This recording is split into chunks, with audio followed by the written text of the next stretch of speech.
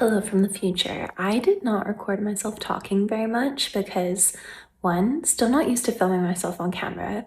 Two, talking to the camera in front of other people is horrifying. So this is a little introduction, but one of my best friends, Essy, came to stay in Glasgow, so we did some of my favorite things, which was really nice. Good food, shops, art. What more could you ask for?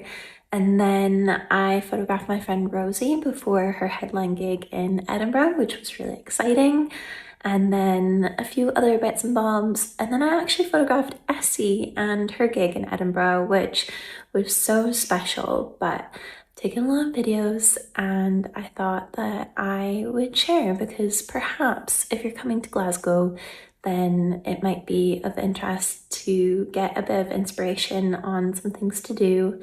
And yeah, that's it. Thanks for watching. It was Essy's 30th birthday a few days before coming to stay, so I got a few things to put on her bed for her arrival. Something that has become a tradition of ours is that we create a bingo with activity ideas when we're visiting each other. This has made it so much easier for picking and choosing things to do depending on what we're feeling like in the moment and takes pressure off. Also, it's always fun crossing things off as well. Glasgow, I think, doesn't get as much attention by visitors because it isn't as in-your-face beautiful compared to Edinburgh. However, I am a Glasgow gal through and through.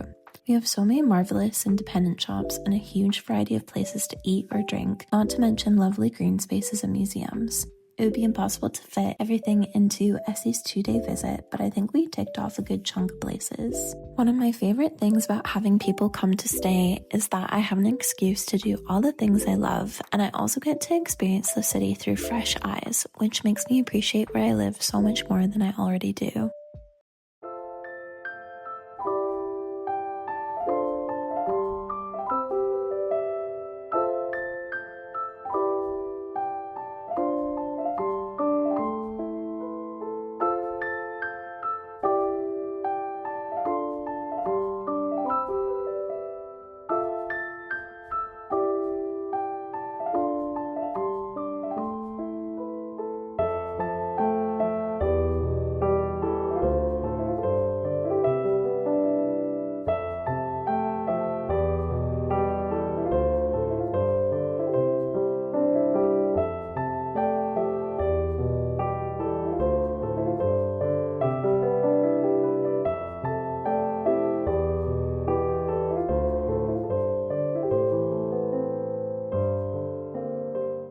We are going to see The Devil Wears Prada and we will do a review after.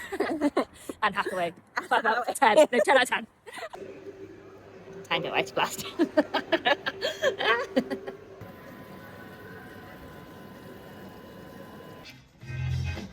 day popped in.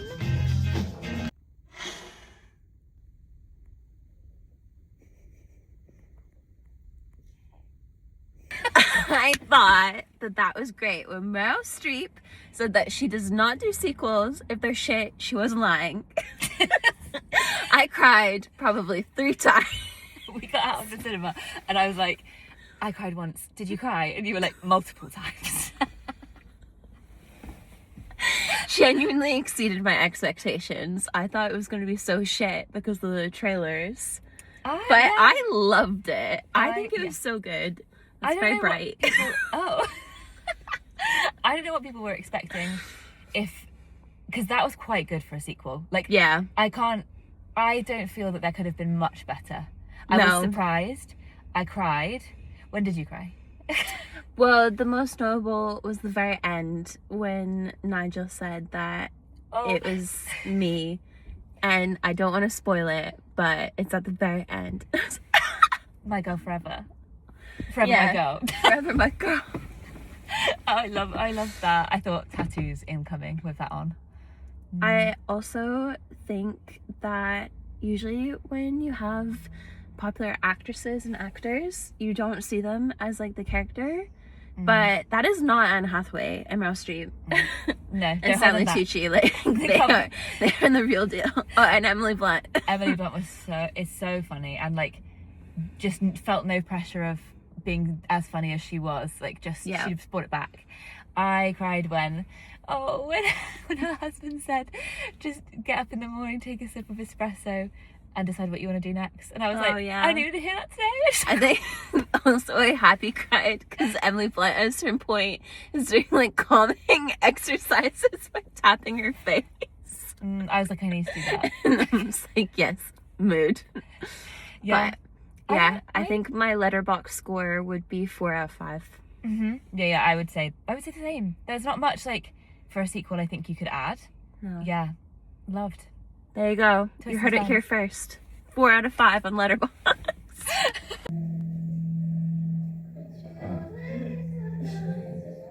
I'm joking. Isabelle, je crois que c'est lui le cadeau. On day 2, we got ready while watching the finale of The Summer I Turned Pretty and then headed off to do more sightseeing. We split some food at Outlier, which was so tasty as usual, and followed it up with more cute shops, some of which I hadn't been to before. This included the shop Modern Love, which I've been wanting to check out for ages, but I am rarely in this part of town. They had so many things I've wanted for my flat, including a saber set of cutlery. However, I only purchased 1 fork and 1 spoon because that's all I can afford at the moment. But one day I plan to go to the saber shop in Paris, but my bank account is probably thankful that that won't be for a while yet.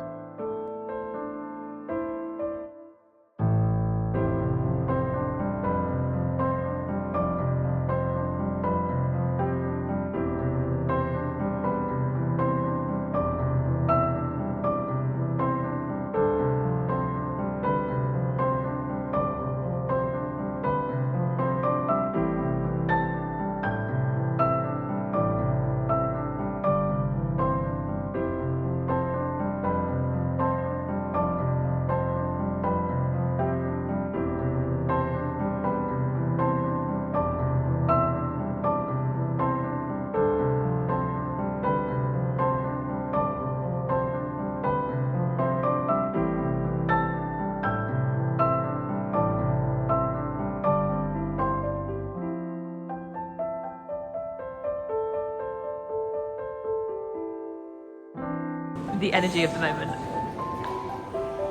Just girls being girls.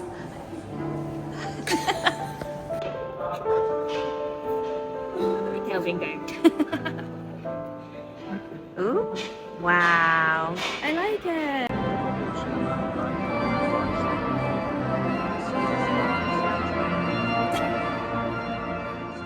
We carried on further into the West End and got a cold drink from Blank Street before going to the Waterstones because a book with a photo of me in it had been published 2 days prior, so I wanted to see if they had a copy, and sure enough they did. I bought it, of course, because it's so cool to see a photo of you in print, and also the book was written by one of my friends.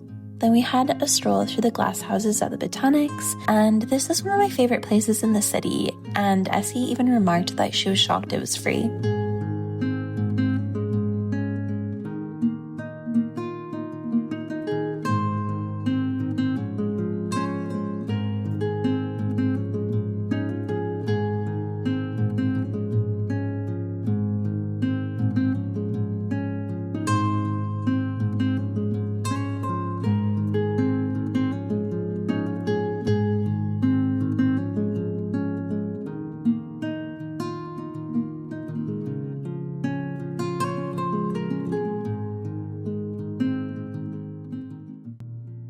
After we had topped up our caffeine and sugar, we went to Club Padre as our last activity together before Essy carried on to her final destination. I didn't have a plan on what I was going to do, so I probably spent the first 20 minutes just looking at Pinterest for inspiration, but I landed on doing a cowboy. I guess you can take the girl of Alberta, but you can't take the Alberta of the girl. All in all, I think we did a pretty good job at ticking off quite a few things off the bingo, and the following day I went for brunch with some friends at Cafe Strange Brew before running off to Edinburgh for the evening to photograph my friend Rosie before her headline gig. I don't normally do gig photography, but it was so nice to be in the green room with her before the show, and I really loved some of the photos, especially the ones I shot on film.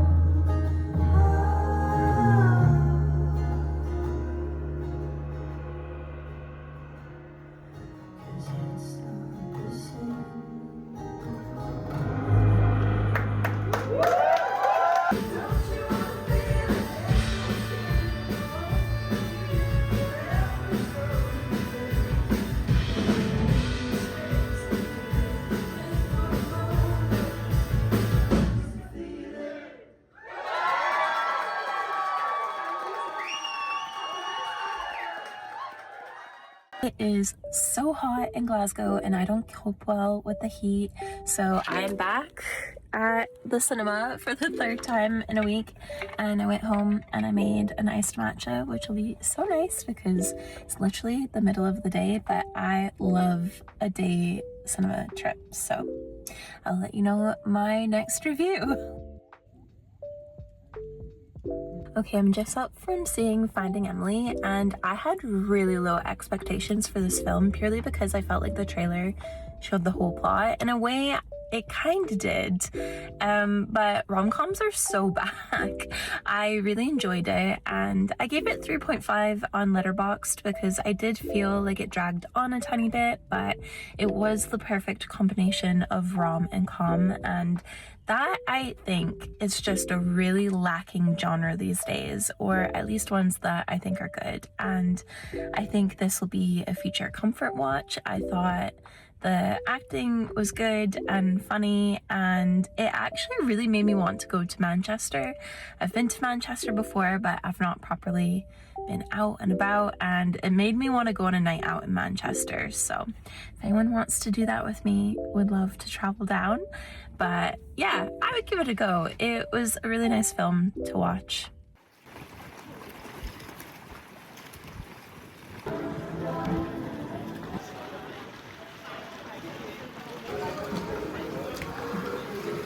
Is another beautiful day in Glasgow. Well, it's quite grey, but it's warm, so I'm going to go see one of my best friends who I've not seen in ages, and I think you're going to love her. And we're gonna go to the park, sit on a blanket, and maybe get some ice cream. Are you ready to meet her? Oh my darling.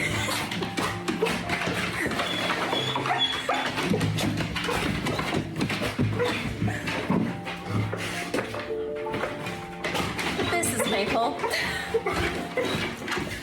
Hello, darling. We're gonna go outside. Look at that face.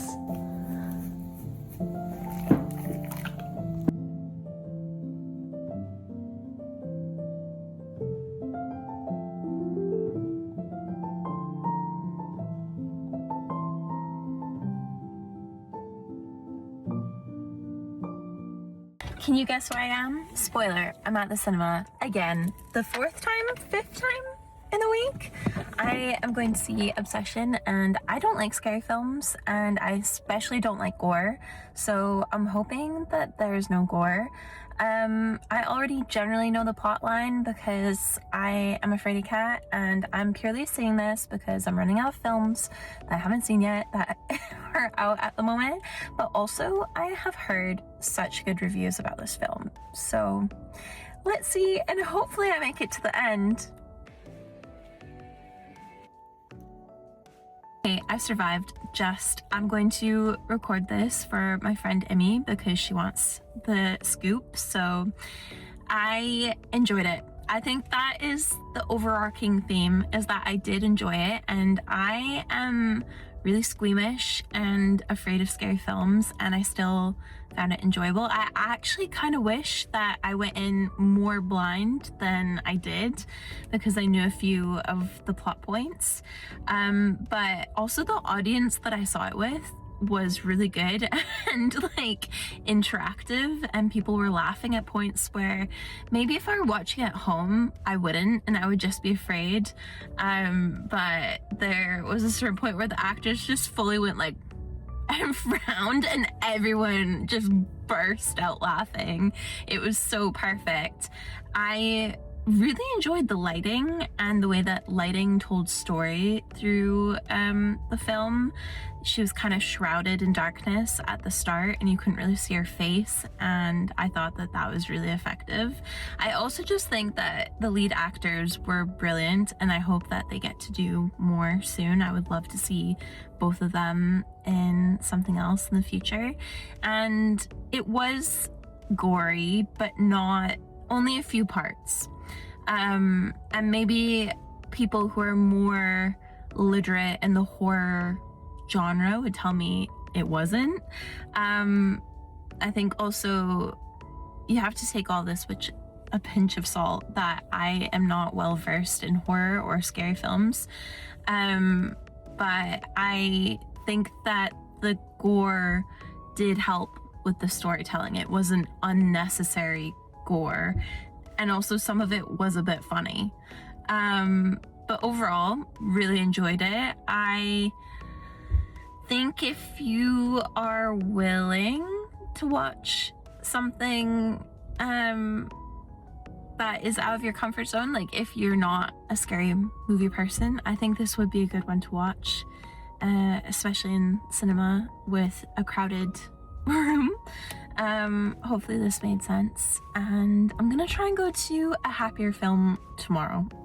I headed back to Edinburgh, this time to photograph and attend Essy's gig. First I popped into Uniqlo because I wanted to see the new Cecilia Bonson collection, and I actually decided against buying anything because while I liked a lot of the items, I wasn't as in love with them as I expected. Then I got an iced drink at Blank Street because I'm addicted before heading over to Stockbridge, where I met with Rosie for dinner before the sound check and setup. It's been such a treat seeing my friend 3 weeks in a row because we live opposite ends of the country, and it was so exciting that Essy and Rosie finally got to meet in person after knowing each other online for ages. We did a few photos before people started arriving, and everything was so cute. The organizers at Rare Books were genuinely so nice, and they had even selected some books that paired with some of Essy's songs. All of the attendees were so sweet, and I had to keep reminding myself that Essy didn't know any of them personally. It honestly felt like a birthday party, especially with the craft table and when everyone wore their paper crowns. The vibes were truly immaculate, and it was so fun hearing Essy play unreleased songs from her upcoming EP.